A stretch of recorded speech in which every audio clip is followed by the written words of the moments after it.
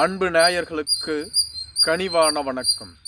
தொடர்ந்து மாற்றுக் கட்சியில் இணைந்து வரும் அதிமுகவினர் மாவட்ட செயலாளர்கள் கூட்டத்தை கூட்டும் எடப்பாடி பழனிசாமி. அதிமுகவினர் தொடர்ந்து திமுகவிலும் பிற கட்சியிலும் இணைந்து வருகிறார்கள். இதனால் அதிமுகவில் மிகப்பெரிய உட்கட்சி பூசலே நடைபெற்று வருகிறது. அதிமுகவின் பொதுச் செயலாளர் எடப்பாடி பழனிசாமி தனது 3வது கட்ட சுற்றுப்பயணத்தை நிறைவு செய்துள்ளார். மேலும் அதிமுகவினர் தொடர்ச்சியாக திமுகவில் இணைந்து வருவதால் அதிமுகவிற்குள் தேவையில்லாத சச்சரவுகளும் சங்கல்பங்களும் ஏற்பட்டு வருகிறது. அதனை உடனடியாக நிறுத்த வேண்டும் என்றால் மாவட்ட செயலாளர்கள் கூட்டத்தை கூட்டி அதிமுகவின் மாவட்ட செயலாளர்களிடம் மிக ஸ்ட்ரிக்டாக வார்னிங் செய்ய வேண்டும் என்ற எண்ணத்தில் மாவட்ட செயலாளர்களின் கூட்டத்தை எடப்பாடி பழனிசாமி கூட்டியுள்ளதாக கூறப்படுகிறது. வரும் 2026ஆம் ஆண்டு தமிழக சட்டப்பேரவை தேர்தல் நடைபெற உள்ளது. தமிழகத்திலும் புதிதாக வாக்காளர்களை சேர்த்துள்ளார்கள். பீகாரில் நடைபெற்றது போன்று ஏதாவது முறைகேடுகளை தேர்தல் ஆணையம் நிகழ்த்திவிடக்கூடாது.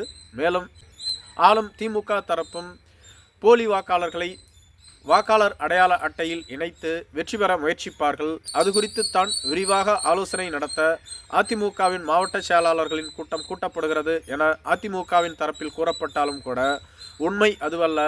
தொடர்ந்து திமுகவில் அதிமுகவினர் இணைந்து வருகிறார்கள். இதனால் எடப்பாடி பழனிசாமி மிகப்பெரிய அப்செட் ஆகியுள்ளார்.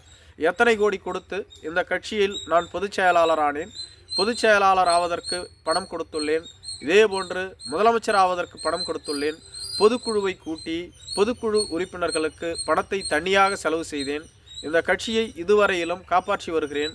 அப்படி இருக்கும் பொழுது எதற்கெடுத்தாலும் நான் மாற்றுக் கட்சிக்கு சென்று விடுவேன், திமுகவில் இணைந்து விடுவேன் என தொடர்ந்து பலர் கூறி வருகிறார்கள். நான் எது செய்தாலும் குறை கூறி கொண்டிருக்கிறார்கள். பாஜகவோடு கூட்டணி வைக்கக்கூடாது என்றால் வேறு யாரோடு கூட்டணி வைப்பது?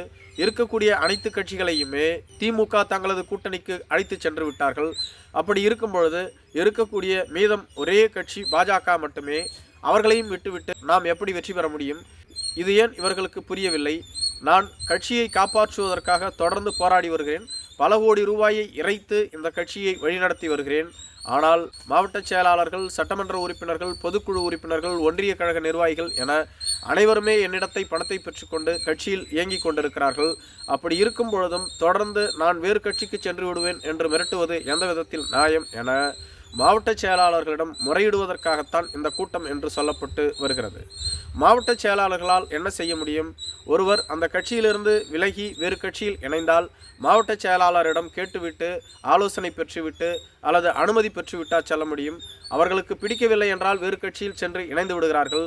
இதனால் மாவட்ட செயலாளர்களால் என்ன சாதித்துவிட முடியும் எனவும் பலர் கேள்வி எழுப்பி வருகிறார்கள். மேலும் அதிமுகவிலிருந்து பலர் மாற்றுக் கட்சிக்கு செல்வதற்கு காரணமே எடப்பாடி பழனிசாமி தான். இவரது தலைமை சரியில்லை என்றுதான் விலகி கொண்டிருக்கிறார்கள். அப்படி இருக்கும் பொழுது மாவட்ட செயலாளர்களான நாங்கள் என்ன செய்ய முடியும்? அதிமுக வலிமையாக இல்லை, ஒருங்கிணைக்க வேண்டும் என மூத்த தலைவர்கள் பலர் கூறி வருகிறார்கள். அதிமுகவை ஒருங்கிணைப்பது பற்றி சிறிதும் காதில் போட்டுக்கொள்வதில்லை. மேலும் பாஜகவோடு கூட்டணி வைத்தால் சிறுபான்மையினர்களின் வாக்கு, பட்டியலின மக்களின் வாக்கு பறிபோய்விடும் என்று தொடர்ந்து கூறி வருகிறோம். அதையும் ஏற்கவில்லை. மேலும் சுற்றுப்பயணம் செல்லும் பொழுதெல்லாம் பல சீனியர் தலைவர்களை உதாசீனப்படுத்தும் வகையில் எடப்பாடி பழனிசாமி நடந்து கொள்கிறார். மதுரையில் செல்லூர் ராஜுவை உதாசீனப்படுத்தினார். இதேபோன்று கிருஷ்ணகிரியில் தம்பிதுரையை உதாசீனப்படுத்தினார்.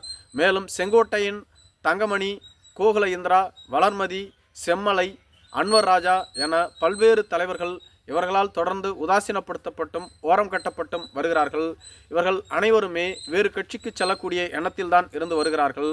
இவரால் தான் அனைத்தும் நடைபெறுகிறது. ஆனால் நம்மை கூப்பிட்டு இது பற்றி நம்மிடம் ஆலோசனை செய்வதால் என்ன பயன் வந்துவிடப் போகிறது என பலர் தங்களது ஆதங்கங்களை வெளிப்படுத்தி வருகிறார்கள். அதே சமயத்தில் எடப்பாடி பழனிசாமி இதே போன்ற நிலையில் சென்று கொண்டிருந்தால் அதிமுகவே காலியாகிவிடும். பலர் தமிழக வெற்றிக் கழகத்தோடும் பேச்சுவார்த்தை நடத்தி வருவதாகவும் கூறப்பட்டு வருகிறது.